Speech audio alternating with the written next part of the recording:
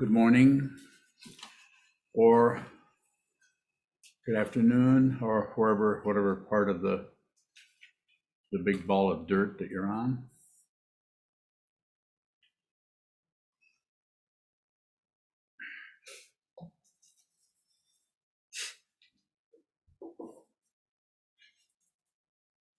This morning's Dharma talk is titled, what's it titled?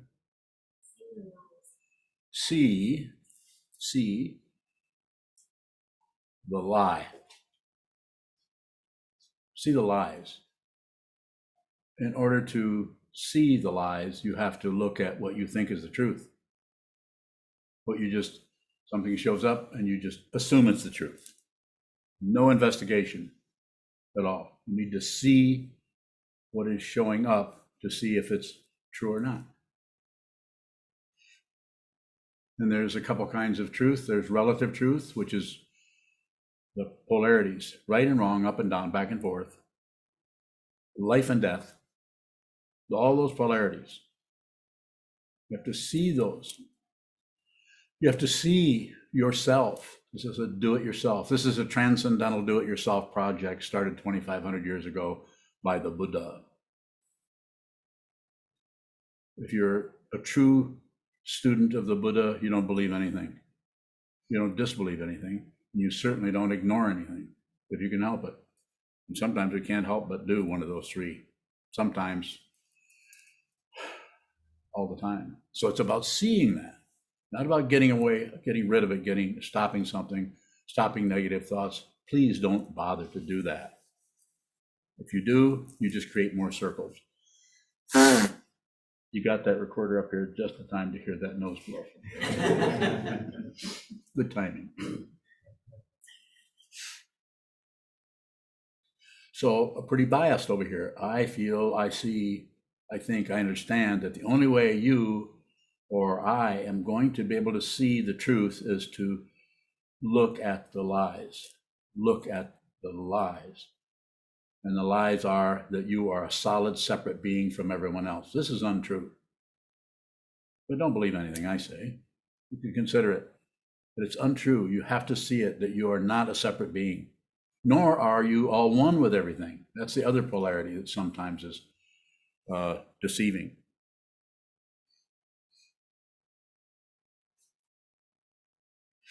You can't do this with the intellect without the sitting practice of meditation. And as again, I said, I'm very biased here, having spent about half of my life, well, more than half, close to 50 years studying this particular path, studying this particular mind stream.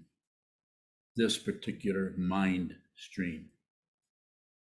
This particular mind stream is not an individual. It is individualized because of the attachment to the body, because of the attachment to the mind, the attachment to thinking, the attachment to feeling. Have your feelings and have your thoughts, but don't necessarily give them a stamp of approval every time they arise just because it's my feeling. Doesn't make it true. It's a lie. Don't believe this. I'm not asking you to believe it. I'm saying you could consider it. If you're sitting here, you're ready to hear this. Our guests today might walk away and say, oh, that was interesting, or that wasn't interesting, whatever they may say. But you might just consider that. Find out the truth. Don't get your truth from anyone. Don't get your truth from the Buddha. Don't get your truth from this old man. Don't get your truth from anyone but your own mind stream. You may have to have help. I certainly had to have a Tibetan Vajra master and a Japanese Zen master in order to help me with my own ignorance, my own tendency to believe my thought patterns and think that I was having this emotion or that thought.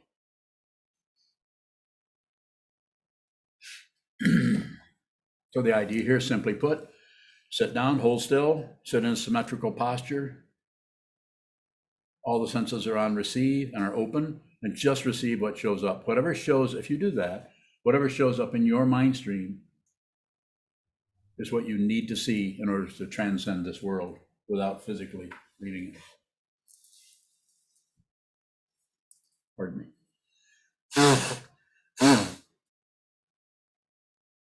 And when you see that, when you see what shows up in the mind stream, don't do anything with it.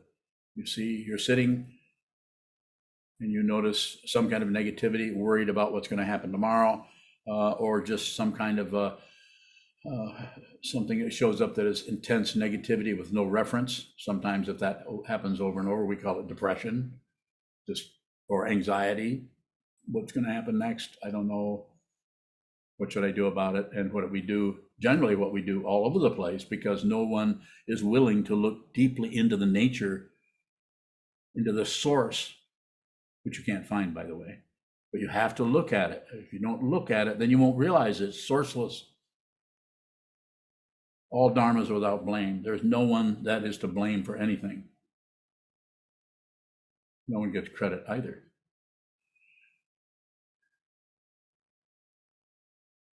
If we don't do that and we opt for some other way, then it's usually some kind of a cover-up, which I gave a talk a few weeks ago on cover-ups, and how we cover up. We cover it up with medication. You can cover it up with meditation. If it's not a meditation that is on receive, if it's a meditation that's on produce a good state of mind, be a good meditator, be really clear, be really peaceful. If you're looking for peace, and you have some kind of demand to be peaceful, this kind of meditation is not going to help you there, because this style of meditation is going to take you right into the labyrinth we call your karma. What gave you this shape of ear? What gave you this eye color? What gave you this skin color? What gave you this sexual orientation? That's dependently arisen. That means you cannot find the first cause for anything. If you find the first cause, and you think it's the first cause, that's a lie. It's relatively true. Relative truth is always true. Fire is hot. Wind moves. Earth is hard. Metal is shiny. What else do we have? Water is wet. Water is not wet. Water gets things wet, but water itself is dry as a bone. Don't believe anything I say. You could consider it. Kevin, don't look at me that way. Shaking his finger at me. Now he's got both fingers. It's time to blow my nose. Pardon me. So it seems to take a form or a discipline so that you can actually sit down. You don't have to become a Buddhist necessarily, but sit down, hold still, and watch what happens in the mind stream without agreeing, without objecting, without grasping, without shutting down, without. And that is called a practice, because you have to watch yourself shut down, disagree, ignore the situation over and over and over again before, over time, that disagreement, that grasping, that rejection, that passion, aggression, ignorance starts to lose its force, lose its viability, because you are no longer fueling it with your objection, your agreement, or your ignorance. That's how you fuel. That's how you fuel the insanity of the mind. If you look around the world, there's relative sanity somewheres, in some ways, but the relative insanity is rampant. It's everywhere, and you cannot solve that. I'm not saying you can't carry a picket sign or protest, or you can do all of that you want, and you probably should.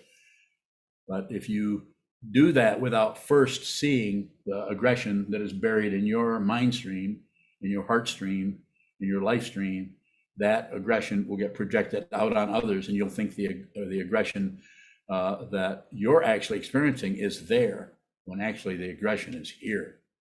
As Kabir said a couple of centuries ago, the poet said, if you have in your heart a loaded gun, how can you have God? Unload that gun. First find the gun.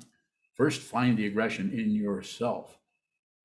And then you don't have to unload it. All you have to do is see it, witness it, not make more aggression to try to get rid of it, not ignore it, and not come up with a bunch of excuses about why you have it or how you were treated when you were 4.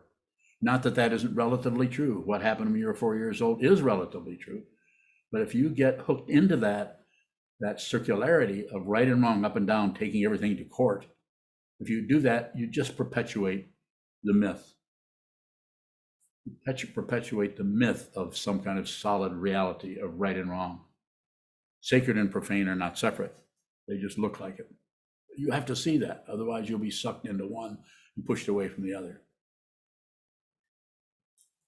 It has to happen with your awareness, your body-mind complex, a human being as a human. You have to see it yourself.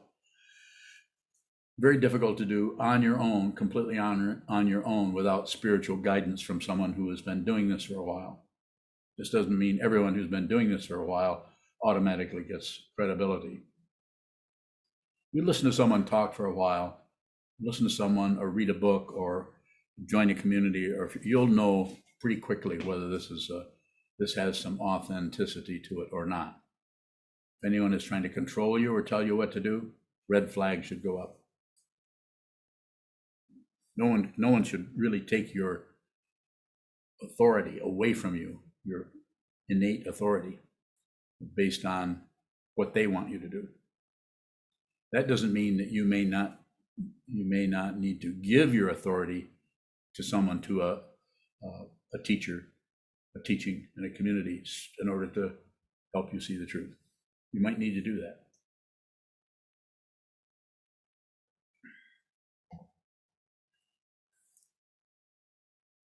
So seeing a lie, seeing that what you thought was true, like an emotion you're having, it just automatically gets a credential. I'm having the emotion. We even say it to ourselves. Why am I feeling this way? The very statement, why am I feeling this way? It's a why question. All why questions are circular. You're always going to get a because. And it may be relatively accurate. Why am I feeling this way? Because I caught a bug and I have the flu or something, or because this person was mean to me or mistreated me or disrespected me. There's always a why and a because. But if you get trapped in that, this is called relative truth. This is the mundane path of fixing things and getting better. The spiritual path is not about fixing anything, because if you see reality from the spiritual point of view, everything is perfect. There's nothing to fix. This is not an opinion I'm having. I'm looking at it.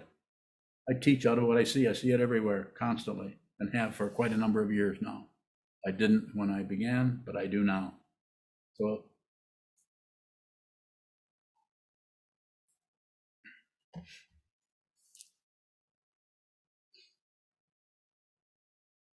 my teacher, Kobunchino Roshi, said, get your own authority. And what you discover is there really isn't any authority. There's no singularity called someone who is the authority. You get what you need to know from what arises in front of you. It's very situational. I don't plan much. And the way I like to describe a plan is something that does not work, or something that you have to change. Doesn't mean you shouldn't plan, of course, somewhat, but don't hang your hat on that. Don't necessarily fixate on the plan or make a demand. No demands. If you're making demands, you're creating more chaos for yourself and for those around you. Don't do it. That may involve looking at the demanding aspect of the ego, the self-centeredness, the narcissism, and look at the demand.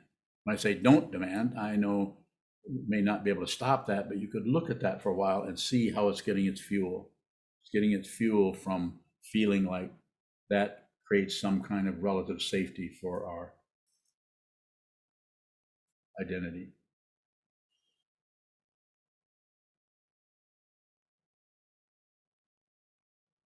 So by watching what is moving as a meditator, or in your life stream, in your interacting with others, if there's no mind training at all, it's unlikely that you can see this, because the tendency of the ego, which is completely fueled by and is given nutrition by the intellect, the thinking process.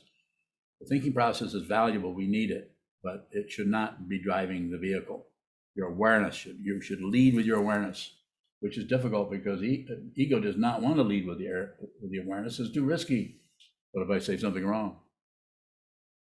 What if somebody doesn't like what I say? Or what if I may make a mistake? I need to think this out. I need to figure this out. We're constantly figuring. It's not that it's wrong. Quite often it's relatively substantiated by all kinds of things. So that's why I say over and over again, you may not be ready for this. If you're not, don't do it. Don't do this. Don't practice meditation. Everybody's not ready to do this. This is a very, very difficult path. And when we slowly have to allow the thinking process to take a backseat to the awareness, which is just receiving. Awareness receives. Awareness receives colors, shapes, sounds, smells, tastes, touch, thoughts. Very simply, extremely generous with giving its attention to everything. It gives its attention to everything. It doesn't miss anything. When I say it doesn't miss, of course, it can't see everything. But anything that is showing up in the mind stream, in the life stream, that is important will come up obviously. Whereas if there's a strong thinking barricade in front of your mind so you don't screw anything up, so you're protected, so your friends and your enemies like you, respect you, or however you want to say it. Trying to control how everyone else feels. Sometimes we even hear ourselves say, well, I don't want you to think that I think that what you're thinking about what I'm thinking is what I'm thinking about.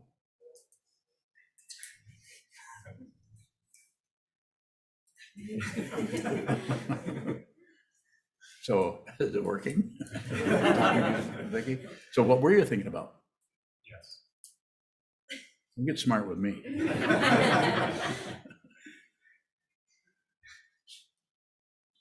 So it's a very complicated and it's very simple. Sit down, find some time, break out some time in your life, sit down, sit in front of a wall and have the sense the visual consciousness has to be open. If you close your eyes, you create a state of simplicity that is artificial, a state of calmness that won't last, and you create a feeling of whatever, softness, kindness. But if you open your eyes, because the eye consciousness resonates with all the other sense fields, including the thought patterns, you open those eyes, and this is the consciousness that makes everything look like it's out there. All the other consciousnesses, if you haven't noticed, are very intimate. Thinking can't be more intimate. You can't see someone thinking. Well, you can't, but I can. You can't. Your hearing is, even though it's out there, there's still an intimacy to it. The intimacy to, obviously, to taste and touch and to smell. So you open the eyes, no longer are you going to be able to make a hideout in your consciousness. You are going to relate to the physical world of this world. Passion, aggression, ignorance. Right and wrong, up and down. It's everywhere. Just watch CNN for 10 minutes and you get a good dose of what's happening as far as the warfare. There's the good guys and the bad guys. Big misunderstanding in both directions. So end the war here rather than trying to go out into the world and fight out there. Not that you shouldn't do some of that, but you should also be looking at the aggression deep in your heart. As I gave a talk, a friend, the ego, make peace with this kind of aggression. At least be in the process of doing that as you're going out into the world to be a social worker, a psychologist, a politician, a grave digger. Sorry about that.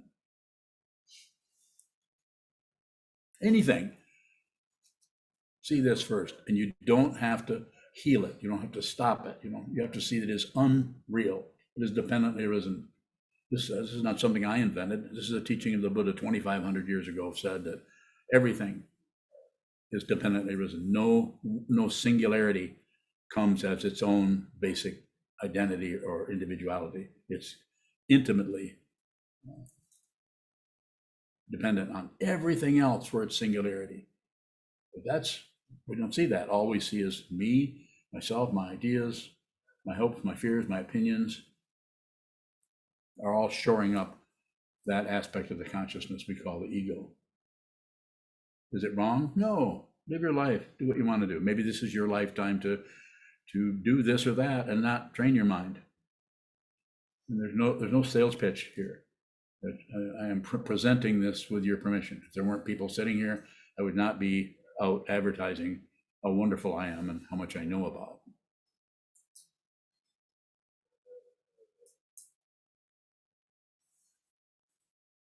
Sokuzan, I have a few questions. How does the labyrinth of our karma show up as we go further along the path of meditation? It shows up as solid, definite, with strong perimeters and strong form, and unreal. The aggression that was showing up in this old man when he was a very, very young man has not gone anywhere. I've not gotten rid of anything. I think I've said that many times in many talks. If you're trying to get rid of your negative feelings, there's all kinds of people that help you do that. And the other thing I would say, maybe that's what you need to do. Maybe you shouldn't be doing, maybe your life is not ready for this kind of rigor, this kind of dedication to the spiritual path. So I'm not here to promote anything. If somebody comes this way and wants to be a monk or wants to be a student of mine, I don't automatically accept them as that. Push them back. Go look at it. I want you to do this for the hell of it. More? Sokuzan, how does a teacher help us when we need to see this for ourselves? The teacher will hit you. Well, in a sense, because if you bring your insanity, your craziness to the teacher, I'm not saying they're going to physically hit you, and it's possible. Some of the teachings show up that way, like Tilopa, Naropa, Tibetan, Indian and Tibetan situation where they were, after following Tilopa around for, I might have the names wrong, so any of you scholars out there who want to correct me, go ahead. But the teacher was trying to teach the student for 12 years and just got exasperated because he just kept spinning in circles and spinning in circles. So he took off his sandal and batted him one. And he awoke. Or so the story goes. Maybe that never happened. Maybe that's just a teaching device. The teacher mirrors back to you who you are. And if it's not the conventional idea of a mirror, it's more like you look at the teacher and you don't see anything but yourself. Because the teacher is no longer a solid being. They never were. You never were. No one ever was. But very few people realize that. Most people go on believing their thoughts, trying to accomplish things, fighting with their neighbors, agreeing with their mother-in-law. Well, that's probably unusual. I mean, they go on dealing with whatever karma shows up. They believe that their karma is true, and they live it. And should they? They should. But if they stumble into this path, which I did when I was in my early 30s and met my teacher, Chogyam Trungpa, all that chaos began to go the other direction more. Sokuzan, earlier you talked about the individualized stream, the mind stream. Yes. What happens to that individualized stream when we see that there's no self? To use those same terms, it doesn't do much of anything, except there's no longer any grasping, rejecting, or shutting down. And if there is grasping, rejecting, or passion, aggression, and ignorance, and shutting down, it's untrue, and it's seen immediately. So it may show up. The particular karma that you bring to this path is probably going to be very difficult, probably never going to be able to do this.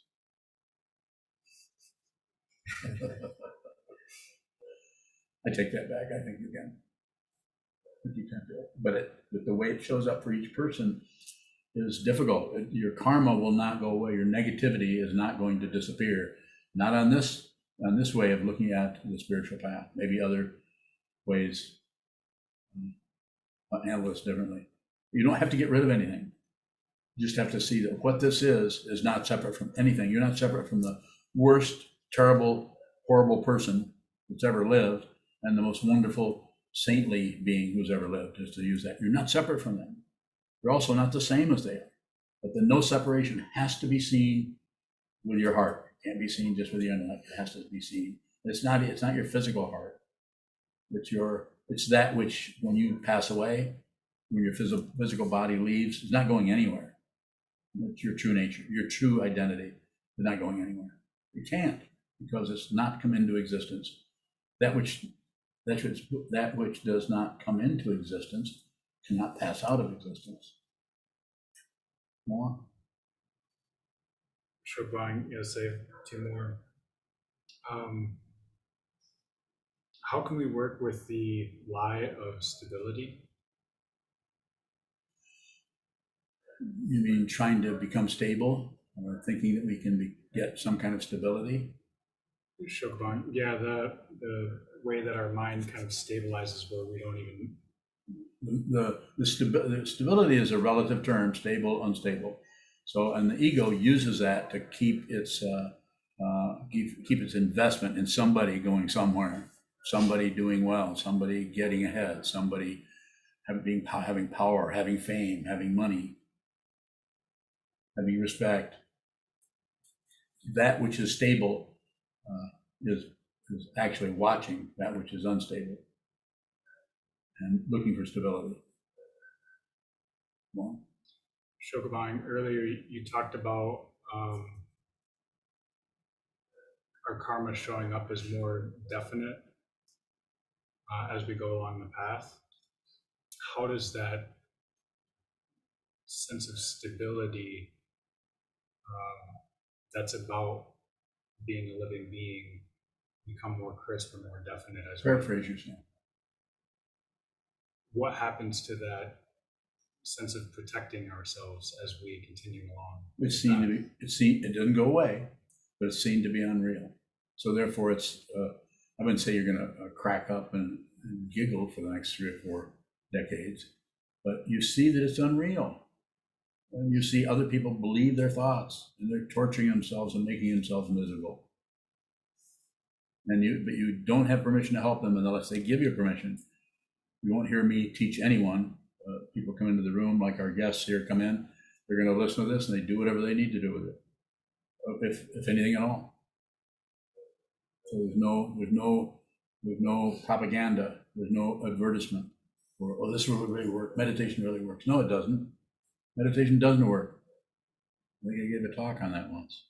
Meditation doesn't work, not in the way you think it's going to. It works in a way that is, if the ego gets wind of what's happening, it will stop you from meditating. Ego does not want to be seen.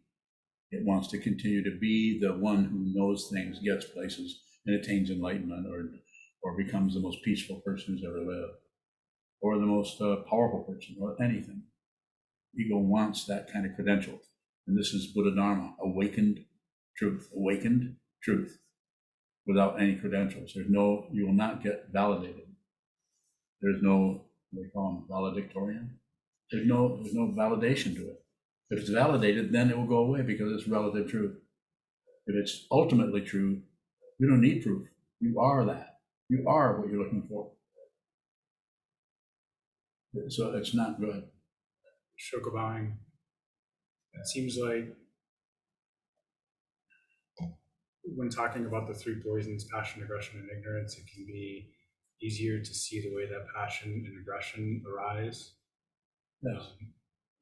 How can we respect the way that either oneself or another is relating with ignorance when it's more difficult to see? What is it you want to know? I'm following your question, but I feel like there's some other layer there. What do you want to know? How can we respect ignorance? See it. Don't do anything with it. And ignorance, passion is grasping, simply put, and aggression is pushing away or getting rid of, simply put. And ignorance is shutting down. So the very nature of that, of the 3 poisons, the very nature of that is to ignore, shut down. So it might take a while. The first 2 you can recognize fairly quickly. And when you see those, do nothing with them. Try to improve. This is not an improvement project. I'm not saying that there aren't teachings that teach in that way. That might be the very thing you need to do. Maybe you need to, but if on this way this is being presented or taught, is improvement is extra. You don't need to do that. Well, didn't answer your question, but you can. Let me take this gentleman off in the back here. Could you elaborate more on awareness and ego? It almost sounds like we're trying to one up the ego. Yeah, that's ego language right there. So I would say the situation that will help deal with your very question is a sitting practice of meditation. It'll be up to you. But to sit down, if you hold very still, since the body and mind are not two separate things, they just look separate. And the ego uses that separation to validate him or herself or themselves. It uses that to validate it. That's how you can drive to the store and yet think about what you want to say to your neighbor a few hours from now at the same time. So it's there's an incredible ability to just go in so many different directions. And this validates the self-centeredness by being able to even do that. So it's a matter of just continue to sit down and look at the lie, look at the ego. There's no solid being. And that solid being, if there were a solid being, it wouldn't need all the credentials and all of the credit or the blame. The ego will also maintain itself through blame or shame. I'm the one who can't get anywhere. I'm the one, I'm a terrible person. Ego. Fundamentally, there is no positionality there. More? Question? Thank you. Yes, go ahead. This is not about what you were talking about, but I'm just curious. Now, like a lot of the chants and texts around here is in Japanese, but I mean the Buddha was Japanese, so why is that like? Well, we like it.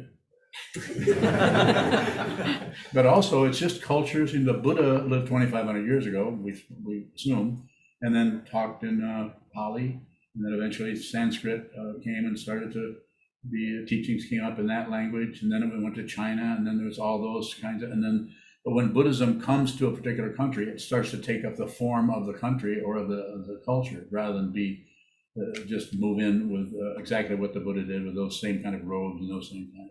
So it's formless. The teaching is formless, but we need forms. We need forms.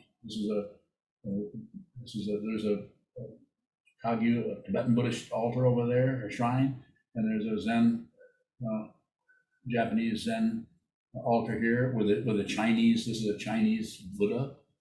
That's where it was carved at originally. So all of those things, they just come together to support the teachings in different ways. And as far as the Japanese, we chant the Heart Sutra in Japanese, and we chant in the mornings, and we chant the Heart Sutra in English, Red Pine's translation of that. And so we do some things in English. And so I'm not sure if I've got to where your question is coming up from. Okay. Sure. Shadow bowing. Earlier you said we need to see the truth in our own mind stream. Is that different than a kind of self-validation? No. The self-validation is the lie. You don't need to have a good self-esteem. I mean, you could. I mean, there are ways of doing that where you can function the rest of your life with being in better shape than you were, say, when you were born or when you were raised. You can deal with it. There are relative ways to do that. It's just that it doesn't deal with the fundamental situation, which you will run into like a steam engine when you die. If you don't find out who this is before this body-mind collapses, then who you think this is will continue to show up in the intermediate state, and you'll be born again. Is that true? I don't know. I have no proof. I'm looking at it. I don't need proof. If I'm looking at it, I don't need proof. But you might need proof. And I would say, well, then get some. My proof is in front of me. It's like, is fire hot? Yes, I have my hand in it 24/7. Go ahead. Shadow bowing. So does seeing the truth for ourselves function as a kind of proof? Well, yeah, the journey's over. There's not anything else to see. There's nothing. The only if it's this path with the vows that you receive on this path, the Bodhisattva vow, to save all beings, put others before yourself, that takes over. So you continue to live for others. You no longer live for your own benefit. This doesn't make you some kind of weirdo or some kind of saint. Whoop-de-doo. I'm so selfless. So selfless. I just help people constantly. I hope everybody's noticing how selfless I am. No, it doesn't work like that at all. It actually is without a self. But everyone's without a self. They just don't know it. So you're able to, out of your understanding, if people are ready to receive that, you're able to relate to them where they're at. One person you might relate to one way, another person you meet people where they're at in their confusion, not by correcting their confusion. People often say to me, just tell me how I'm deceiving myself, Uncle Sokuzan. I'm not going to do that. What I would do is encourage you to see who you are yourself. And if you see that, that's in the Tibetan tradition is called when the meeting of the mind of the guru or the teacher and the meeting of the mind with the student, when those minds are no longer seen as separate anymore. They never were. You might need to meet a true teacher in order to get the encouragement. The teacher can't do it for you, but to have someone encourage you that you can say, give the benefit of the doubt to, or possibly even trust them more. I have a question about the practice. You were saying how the visual consciousness is really separated or enhances that. So why do we face the wall with our eyes open? Well, you don't want to get overloaded. You want to look at a Coney Island of the mind. You don't want to look at a three-ring circus. You don't want to look at a football game. There's too much happening. But on the wall, the visual dynamic of consciousness, the visual consciousness, the eye, the organ, the consciousness that works with that kind of a situation, and the wall itself. So that is open. You're seeing the wall. You're seeing the space between your eyeballs and the wall, the texture of the wall, maybe a crack in the wall. Or it could be your refrigerator, it could be a closet door. It could be you could be looking at a tree. Something where nothing is moving there, but the visual consciousness is still on receive, along with hearing, smelling, tasting, touching, even thinking. More in that same area if you have it. So it's, am I understanding you to say it's about keeping it open but not too busy, the eyes? So you set up a situation of sitting still, not maintaining, but endeavoring to sit still, but no macho stuff. No forcing yourself. If your legs hurt, move. If you fall asleep, go to bed. Don't try to necessarily stay awake, other than a little bit. If you doze off a little bit, that's fine. But if it keeps happening, go to bed, take a nap, sleep for 20 minutes. Yeah. Don't fight with that. Fight with nothing. No more war. That's the practice. The Japanese male-dominated traditions in ancient times tried to do a lot of controlling because their misunderstanding of discipline. I'm not going to do that. Discipline needs to come out of each person as understanding the nature of form, which that form is full still, watch the movement in the mind stream, in the life stream, down the hall, the noises from down the hall, include, give everything your attention. More?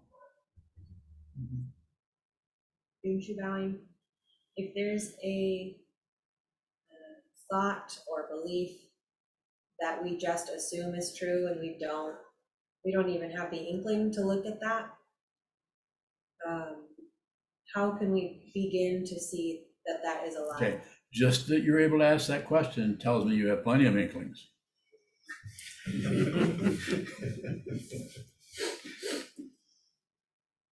Yeah. Inklings.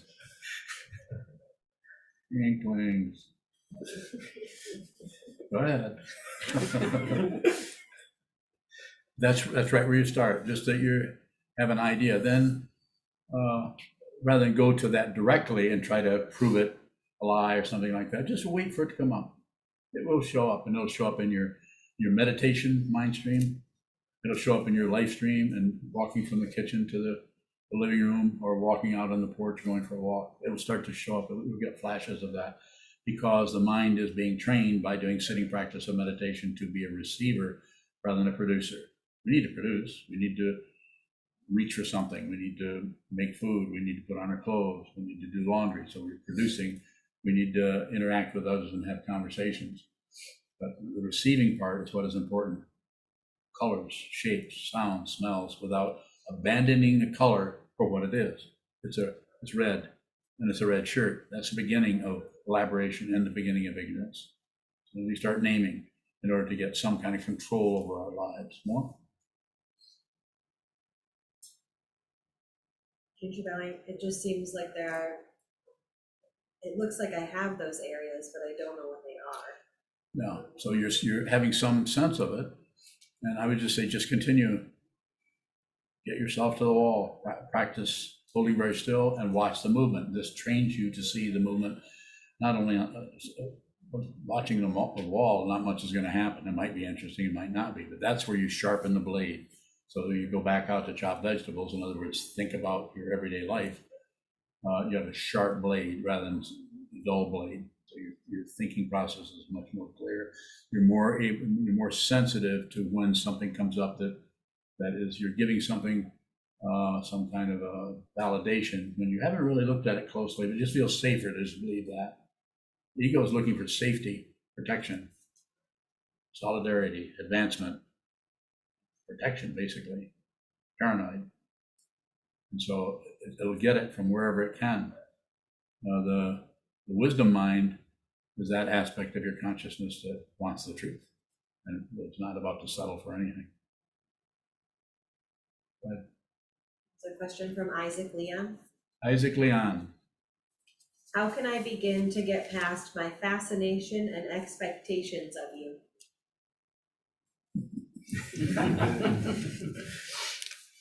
Isaac, stop it. Don't worry about it. They'll go away. Keep listening. Everything gets worn out. So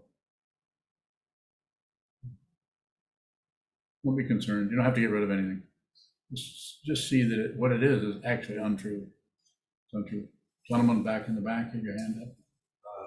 I wanted to ask, when you said when you become a receiver and you just let the shapes and colors come in, Yes. and we put a label on it, like a red shirt, is that a form of grasping? Yeah, it's a form of active ignoring, but you don't have to stop that. This is important. You don't have to stop doing that. Just be aware that when you see something, you jump from the initial reception of whatever that is in any of the sense fields, including the mind, to what it means. So we actually abandon the immediacy of what is arising in the mind stream for what it means. So it's a form of ignorance, a form of grasping, actually. So thank you. Young lady in the front. I'm wondering what exactly the concept of enlightenment is, or what it looks like. What it is and what? And what it looks like, if it does. It's ordinary. There's not much, nothing special is going on, and there's no more picking and choosing with anything. No more preferences for anything. This doesn't mean that you might look at a cheesecake and what's that other one? You know, cheesecake and what's the other one? Ice cream. Ice cream, and want one more than, and then it doesn't mean you're not going to, you're not like some kind of a dodo bird. You actually like ice cream, and so you eat ice cream with your wife's permission. So, but what's interesting about it is that there's the big kind of surge of fear about being wrong or right and wrong thing. It's gone to the wayside because you see that anything that says right, anything that says wrong has an incredible labyrinth of causes and conditions underneath it that are unexplainable. It's just like our society tends to jump to conclusions, and because we want control and we want a relative safety. So if someone commits a crime, instead of helping that person with some kind of understanding, instead we lock them up. Someone 14, I met someone doing prison work over the years, going into prisons to teach meditation. I met someone who, still heartbreaking when I think about it. He had been in prison for close to 20 years, and he was in his 40s, I think. And he had, his family was not very strong, so he found a family in a gang, and they robbed a party store. He got involved in that, and someone got killed there. He didn't kill them, but went to prison. And so rather than working with that person as it was, where they were, instead we shut it down, put them in a box, and then make money from taxing people to take care of people who are locked up for all that time. Heartbreaking to look at, but the causes and conditions that are behind that are just unsearchable. So what you see, you just see what this is. As far as enlightenment, you just no longer at war with anything, no longer promoting anything. It might look like I'm promoting, but it's I get permission to do this from people. If nobody showed up, I would not promote this. I don't know what I would do. I would stay home. Watch Netflix. I would watch Netflix. Probably quite a bit. I don't know. More about that. You have more questions? Did I get close to what you're looking for? Yeah, I have an answer. Very good. Gentleman right here. So earlier you said that everyone is without self. So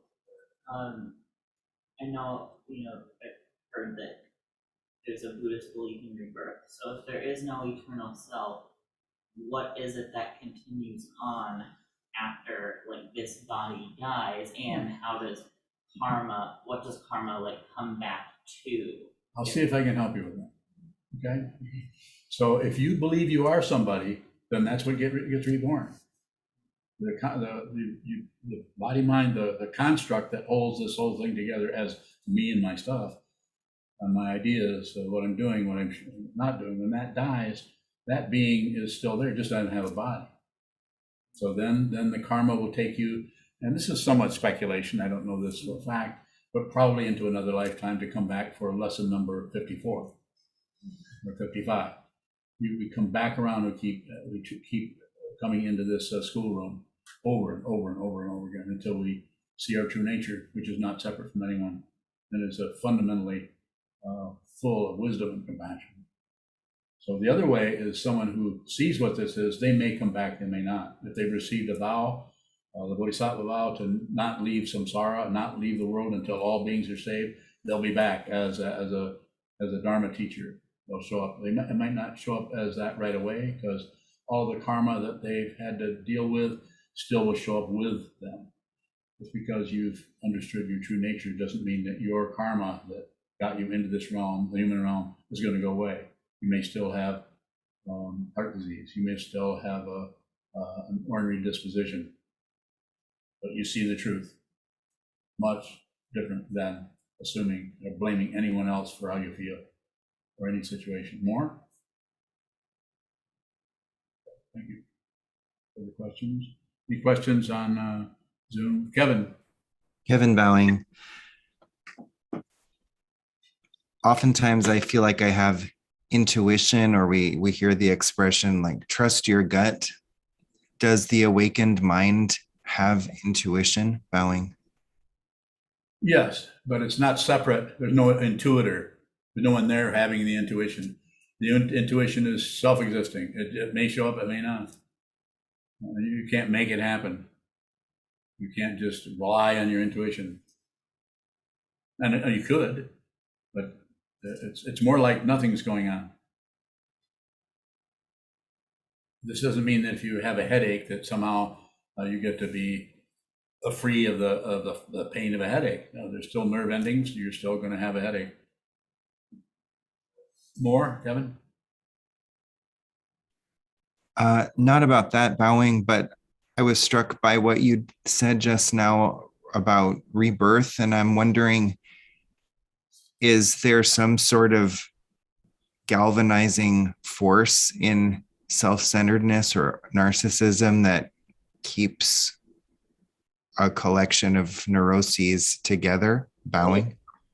I'll give you one word: fear.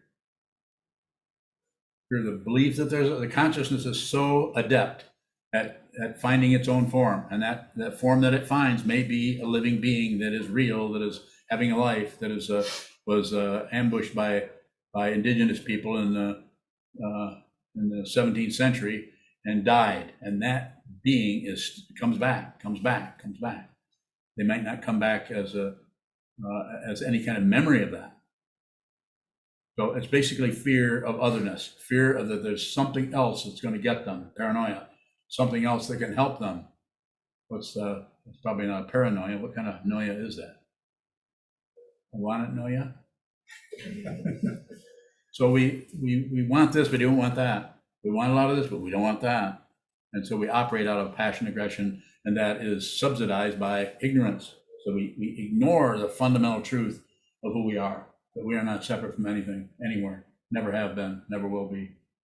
The never word is used to address the illusion of time, because even that is untrue. Yu Hong. Yu Hong Baoying. Could you say more about how to observe our discomfort while we are lying? Bowing. I just think it's repetition. Just continue to return. It's not going to particularly feel like progress, because it's just, we see it, and we see that it's that we see that we believe it, and then we see that it's untrustworthy. Something about that's untrustworthy. So it's a matter of just continue to return and to receive. The important thing to do is to receive, not to produce. Receive what's coming to you. Receive this incredible world that you've been downloaded into as a human form without even asking for it. Just suddenly you're born, and you have a mother and a father, hopefully, and they raise you and they teach you this and teach you that, and based on their wisdom or their ignorance. They do the best they can with what they understand. So just continue to return to it.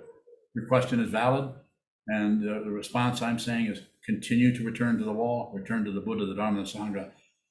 If you need that form, not here to promote it, but return to the teacher, what is being taught in the community. Without any one of those three, it's weak. It's much, much harder to realize your true nature. Buddhism is just a path. It's not you can realize this without Buddhism. It's just much more difficult without some kind of really solid structure to actually do it with. Otherwise we get enraptured by otherness, by the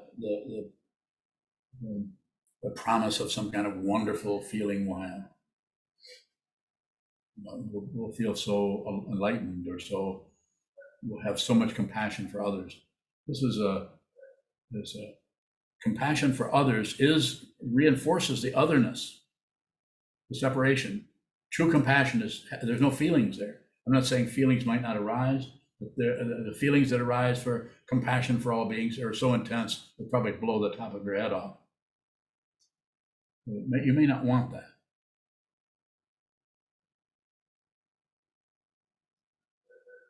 A question from Jethro in the UK. Jethro. Anytime a person sits down informally out in the world and their mind is on receive rather than actively engaged with thoughts, are they effectively meditating? Doesn't matter. If they're doing that, then probably, but it's not a credential. They're just receiving. Very ordinary.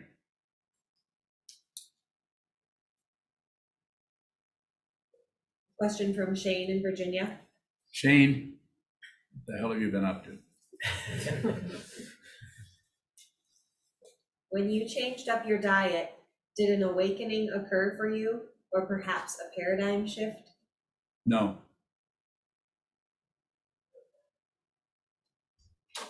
Further questions? Go ahead. What are we receiving from the teacher, if not the truth?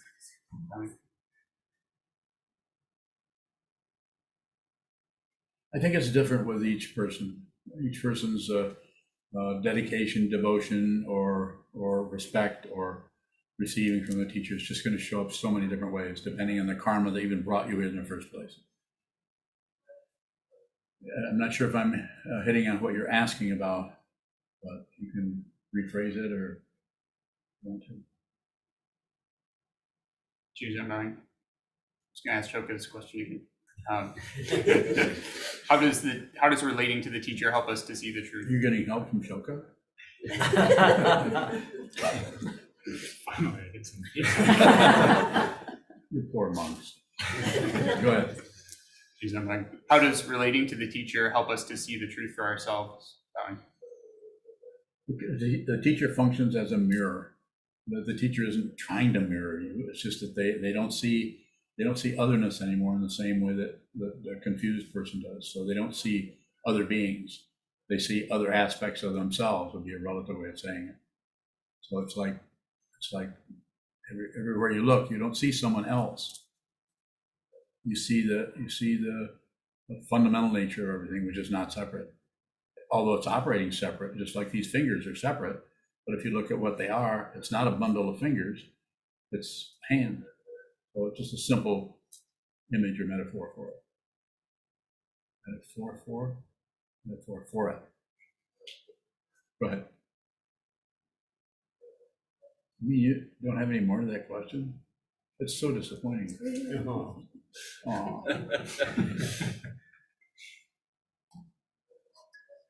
Sort of bowing. Yes.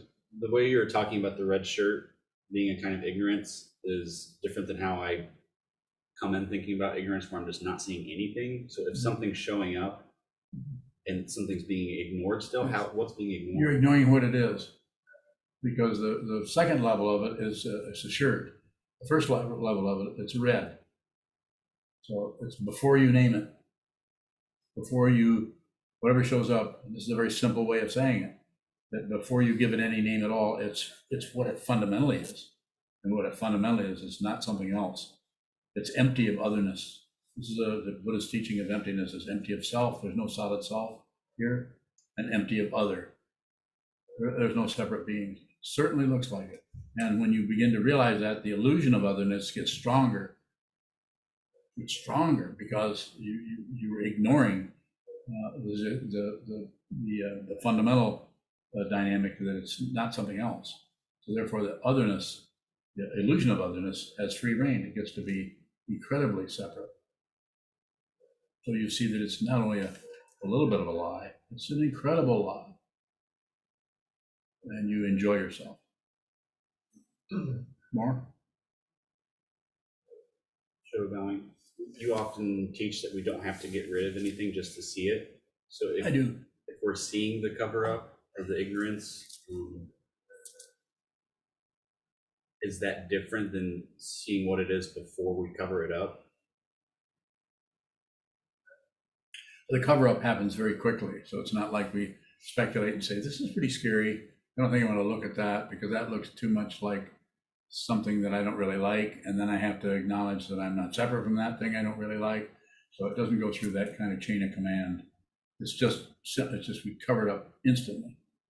Just something shows up and it's something is right there to protect us. It's called Trungpa Rinpoche, we call it a cocoon. We build a cocoon around ourselves, which gives us relative safety. Our ideas, our opinions, our conclusions, our judgments, our prejudice. We just seal ourselves into that. It's pretty good. We're not really threatened by anything, particularly. Yeah. Sure. So if we continue to see how we're covering up, do we eventually just see what it is? Yeah. No guarantee. But that's where you're headed if you're practicing this path. This is a path of awakening. What do you awaken to? Nothing else. You awaken to the nature of things looking like they're so diverse, sometimes called the 10,000 things. That's kind of an understatement. Just everything everywhere, it's scattered everywhere, doing its own thing. You see that that's not separate anymore. It never was separate, but now you're actually witnessing this with your entirety of your physical being, spiritual being, however you want to say it. Go ahead. So when we see what something is, at that point, has the cover up stopped? Could be, but not necessarily. You might just see the cover up, you might see through the cover up. Eventually the cover up runs out of nourishment because it gets its nourishment, the cover up, the delusion, the confusion, the ignoring aspects of our mind, like I don't want to ignore that situation, it starts to break down. You start to see through it. But for a while, you might see the truth and still have to deal with a lot of the feeling of covering things up. And that, unless you're clear about it, that's going to look like the ego you need to get rid of. And so it's very difficult to be there, to really see clearly that nothing is separate and still have these cover-ups show up, or these knee-jerk feeling of wanting to stop something, wanting to start something, wanting to be upset with something. Follow me a little bit? Question? What? Joe bowing. How do we work with, if we're seeing that we're covering up, the credential that can come up with that at least I'm seeing the cover up. Now, the at least part is suspicious. Well, at least I'm, that's you might as well be giving ego a sugar sandwich. You ever had one of those? They're not very good unless there's mustard involved. Put mustard on and put sugar on top of it. You got to be about 12 years old to do that. But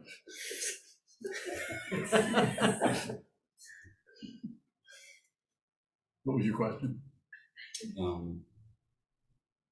How do we work with the credential that can come up with seeing the cover up?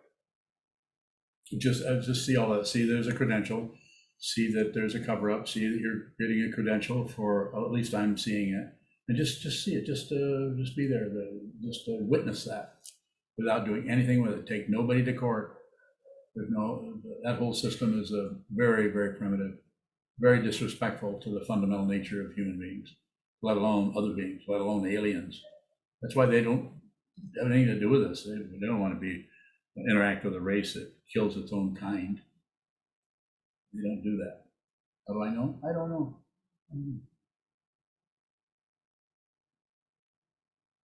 More? Welcome. Mondo. Mondo bowing. How does when whatever shows up is our mind, how is that be more particular and more other from? How can it be? We just separate it into that. I'm having thoughts about this or thoughts about that, instead of just having the thoughts. So we separate out. Your style is to actually have that and then separate it out. Everyone has their own version of that. Each person does this in different ways. That's why that kind of question comes up. More? You were saying that when we begin to start seeing what this is, otherness will be more distinct. It can be. So how can everything that shows up is our mind? How can otherness be more distinct? It just does. It's more distinct. The illusion of otherness is stronger. It's like going to for a while, you were just thinking that otherness was true. And then you've begun to realize what this is, and you realize that everything is like a big fun house with mirrors and scary things. That stuff gets stronger because you're no longer particularly afraid of it. So then you're open. Your consciousness is no longer the cocoon nature of the consciousness is starting to break down, and everything's starting to come in. You're starting to have other people's thoughts.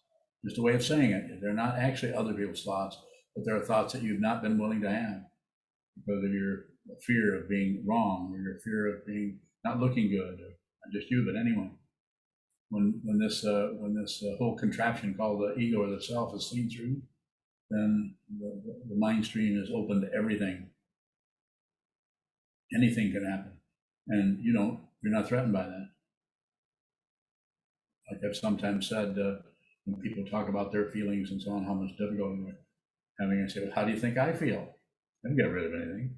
I'm still as angry as I was when I was 10. It's just there's no being who's angry anymore. So the anger might come up and go through this mind stream 24 hours ago or 24 minutes ago, but it can't find someone who's angry because that has been seen through. So, but the anger is dependently arisen. If you fight with dependent origination, pratitya samutpada is a Sanskrit.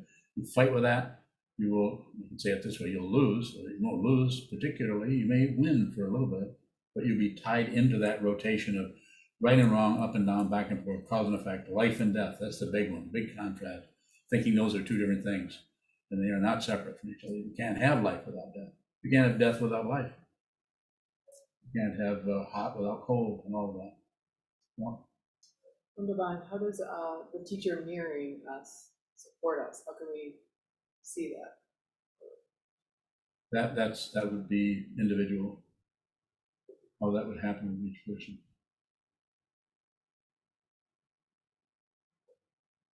You can go deeper into that, but it has to be a more specific question other than just, how does this happen? Go deeper into it if you can. Divine, how does the teacher mirror us? Teacher is not separate from you, just looks like it. Therefore, they can't help but mirror you. The teacher isn't necessarily looking at you and thinking, she seems to be confused about this, so I will show up this way and help her see that. That's more the relative approach. I'm not saying that isn't workable in some way.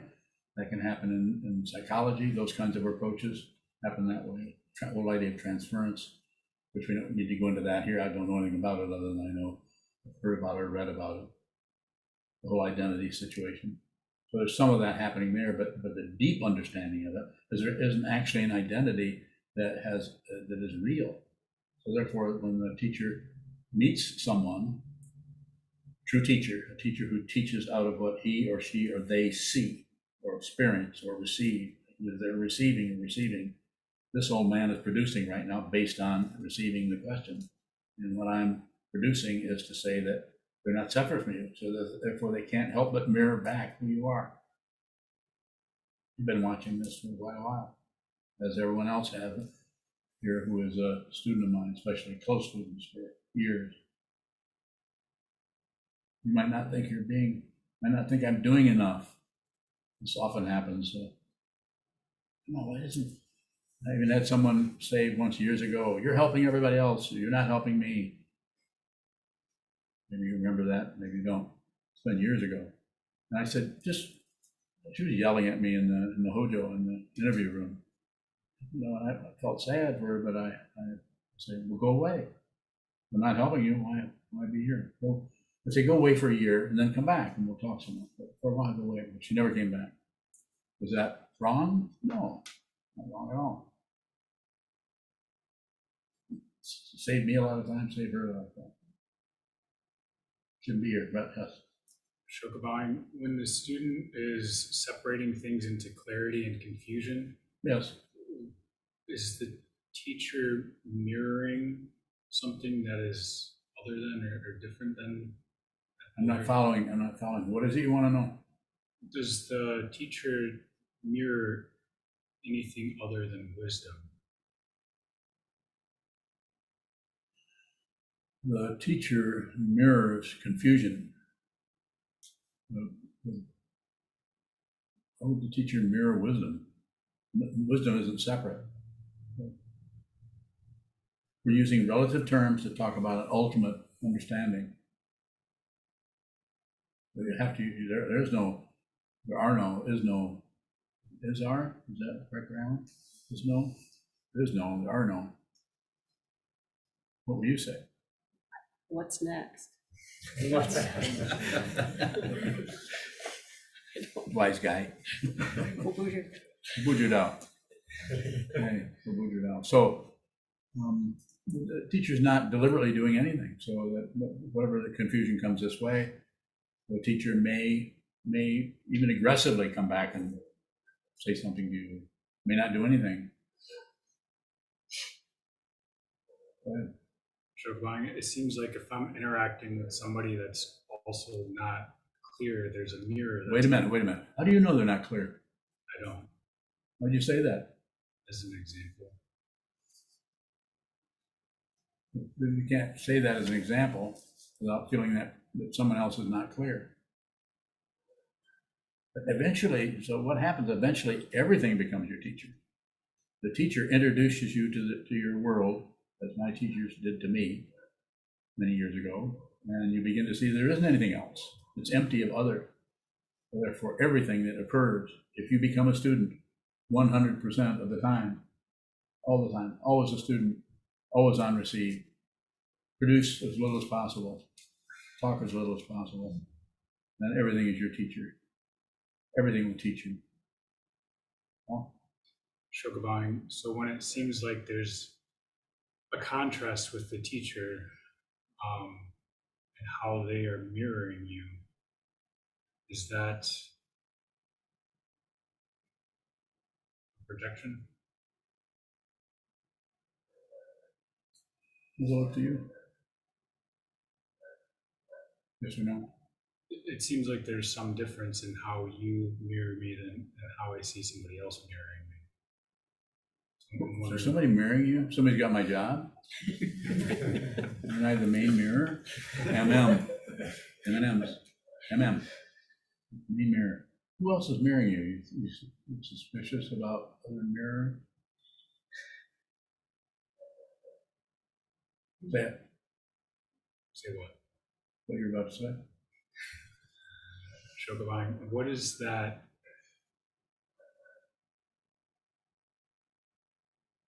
What is that apparent? What is that seeming difference that It's a projection.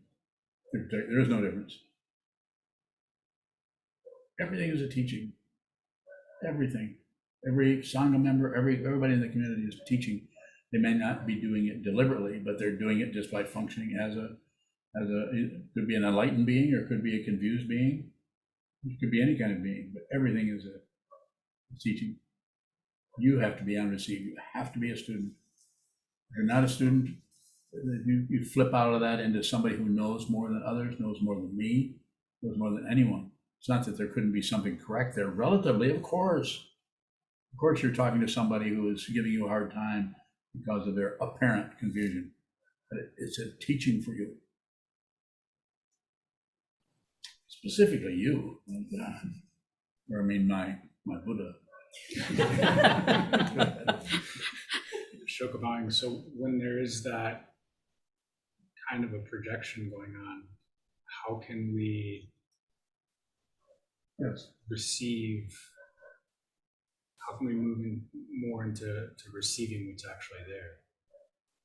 It's just practicing, just noticing, seeing that you're jumping to or moving into conclusions about what's there instead of actually seeing what it is. You're leaving the color red for the name red, and for the red shirt, and for the who's wearing it, and why that shirt, that red has too much blue in it, which makes it approach purple.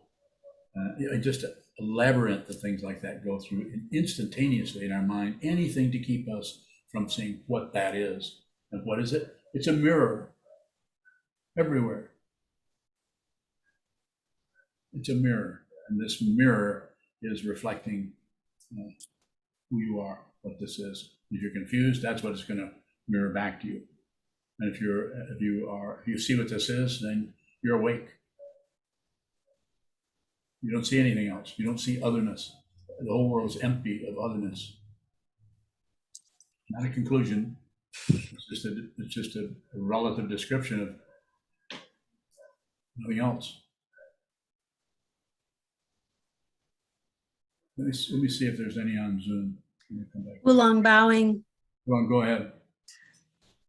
How do I serve as a mirror when I'm with a loved one who believes I'm the cause of their suffering and or joy? Okay. Here it comes. You ready? Wulong? You ready? Shut up. How's that? Don't talk. Mirrors don't talk. Don't talk. Unless you're an awakened being, which I know you are, but you don't know about that yet. Unless you've realized your true nature, then Don't talk. And if you realize your true nature, you'll always say the appropriate thing. When I say appropriate, you'll say something that is in tune with dependent origination and also will be fundamentally helpful to that person.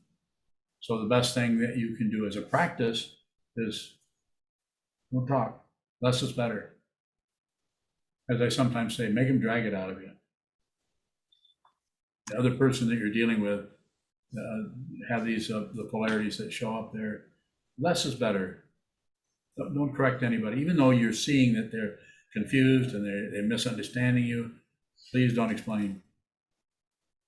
If it gets into a conversation, then craziness is going to win. Just if you have a conversation about it, it just gets all wound up in knots, depending on the karma. You've been ignoring the karma that the other person has been ignoring, then that karma, that crazy passion, aggression, and ignorance gets together and comes to some kind of a resolution. That may be a resolution, but it's relative. So what does that mean? It's coming back. It's relative, so it can't, it may go away for a while, but its very nature is circular. It will come back again. Then you'll come back and sort it out again, and then it'll come back again. The fundamental misunderstanding is mistaken identity, that there is a person by the name of Wulong. That there actually, Wulong is there. Wulong, Black Dragon, is there,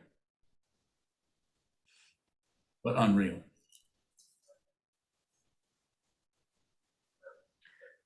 Wulong bowing. Is it a misunderstanding for me, the observation of them believing that I am causing their suffering? Yes, believing anything, let's start with that, but believing you don't have that much power to cause somebody's suffering. You're not doing that. I'm not saying you couldn't hit them with a club or something and cause them suffering, but even that is still dependently arisen. There's still the club, there's still your hand, there's still the energy behind that of hatred or revenge or something like that. It's dependently arisen. There's no solid being anywhere. The whole society that we're in, the court system and everything, is always fixated on finding the culprit. It's called relative truth, and it's the mundane world. This is a spiritual path. What does that mean? You transcend this world without your body particularly going away. When you die, you will transcend it in a sense because you no longer have a body, and so you're going to kind of catch on to, I guess I must have misunderstood that 70 years I was alive. I guess I must have misunderstood that. So then you go back into the hopper again and show up 15 years later. So what I'm saying in your situation is there's a relative blame, sure, there's that, but just watch that happen. Watch where what something you say triggers something they haven't explored, and therefore they think that you're dumping emotions into them when it's actually their emotions, not yours. So give it the benefit of the doubt. Give it a little bit of time. Don't respond too quickly. This doesn't mean think about what you're going to say. This means just sit there and receive. If you're thinking about what you're going to say, this is a circularity. Why? Because. But if you just receive that person's presence, how they look, not their red shirt and it's a color red and it's this kind of red, or it doesn't fit very well, and all the other circularity that goes around. Just receive their presence without any analysis, any particular thoughts about it. And then if you need to respond. Respond out of the space. Trust the space in which things occur, not the things. The things are lies. Thoughts are lies, emotions are lies. If you assume otherwise, it'll be difficult. Train your mind. Look at the wall a lot. Thank you. You're welcome. When the otherness is seen through, does the illusion of otherness still show up? You can, but it's an illusion. So you're looking at an illusion. You know it's an illusion, but you're a human form. You're still here. You still eat Quaker oats. Maybe not. Maybe you eat something else, but you're still functioning. You still have to go to the can. You still go for a walk. You still scratch your head. You're still functioning, but it's an illusion. It's unreal. can be intensely, take on that intense reality without being, doesn't need to live up to some kind of illusory appearance. Like if you take lysergic acid, diethylamide 25, that's the real sample or example of an illusion. But it's not the illusion. This is the illusion. And so, like Trungpa Rinpoche said, when he asked someone about LSD, or someone asked him about it, he says it's super samsara. So it's this world magnified. You don't need that. That's a super unreal. So that actually gives you a little bit of a taste of how unreal this one is. Just like the dream you have at night is believable until you wake up, and then you see that this is unreal. This is the one you need to awaken from, not LSD, not ecstasy, not dream at night. This one, this is the dream. It's unreal. You can awaken from it right while you're in the middle of it.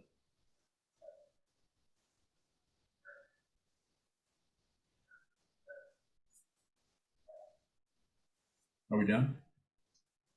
Yuhong Baoing, I have 2 questions, if you don't mind. I don't mind. Go ahead.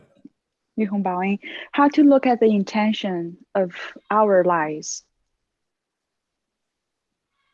So the intention is the different way, the way I've talked about it. The intention in the mundane path or everyday life is I intend something and I want a result. I intend something, I want a result. I'm going to do this to get that. I'm going to do this to get that.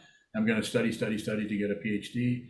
And not wrong, do all of that you want to do, but that is the relative path of cause and effect. The mundane path is to intend to see the truth. The other way we use in this the Bodhisattva Path, if you receive precepts, then your intention is to save all beings, put others before yourself, which is impossible to do because we're so self-centered.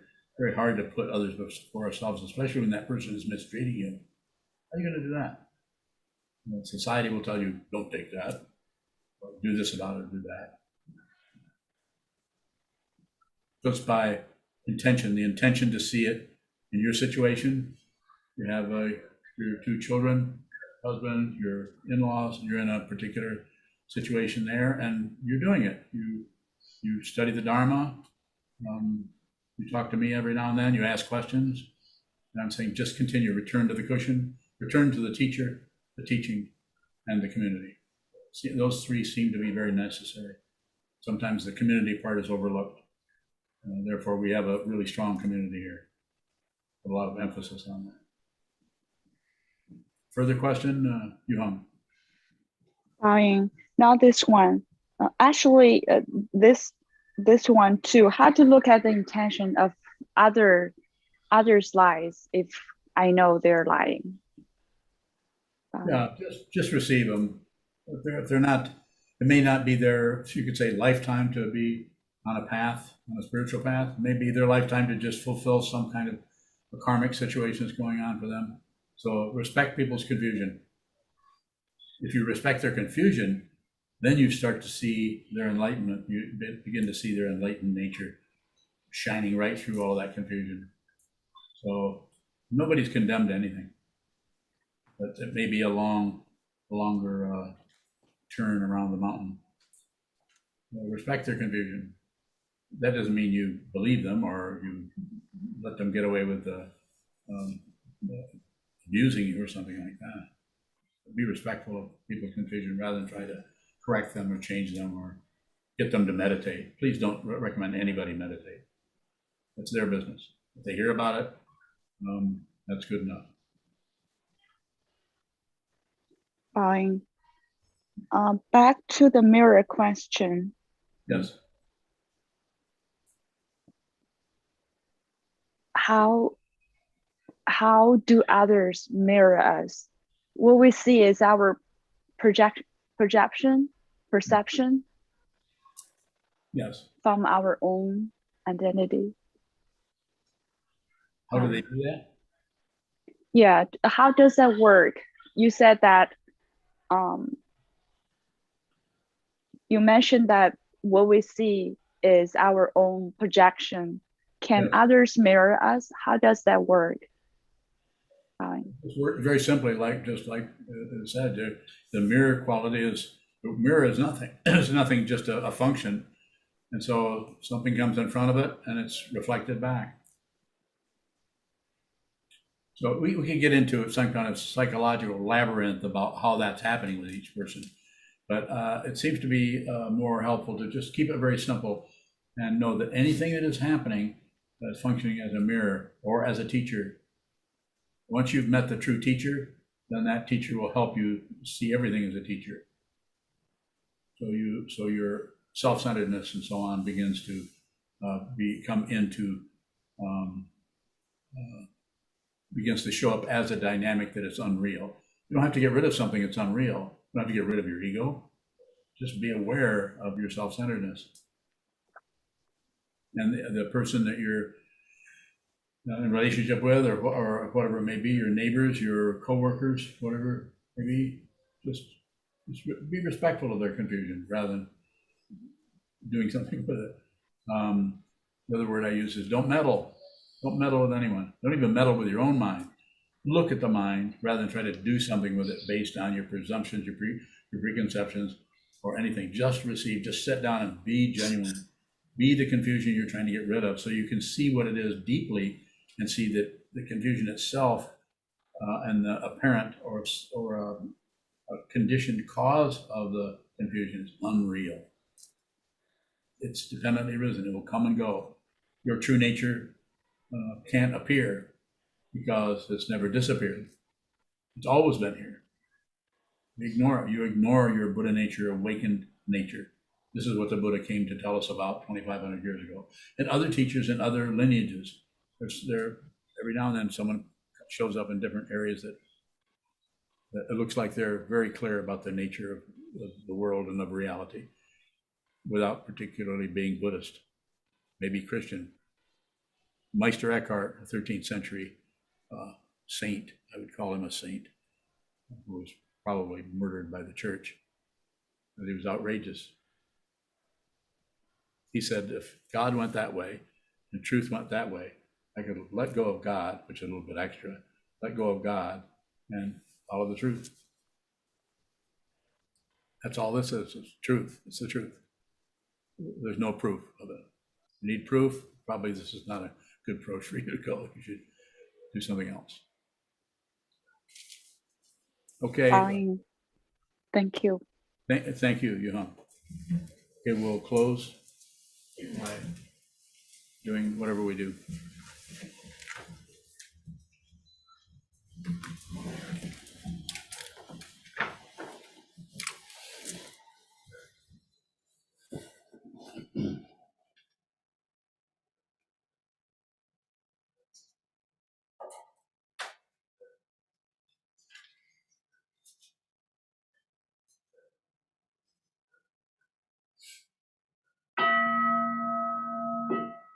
May the merit of this penetrate into all places, so that we and every sentient being together can realize the Buddha's way.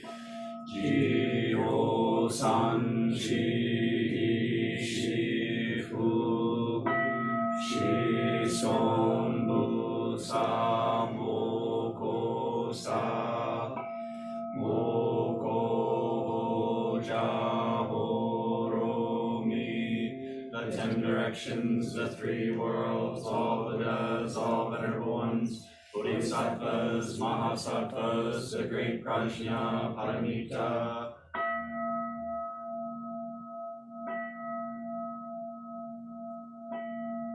O Buddhas and Bodhisattvas of the 10 directions and the 3 times, please hear us. Please come down out of the light and protect Sokukoji Buddhist Temple Monastery, our Sangha, families, friends, and visitors. Heal everyone who is unhappy, sick, or suffering, and fill them with light.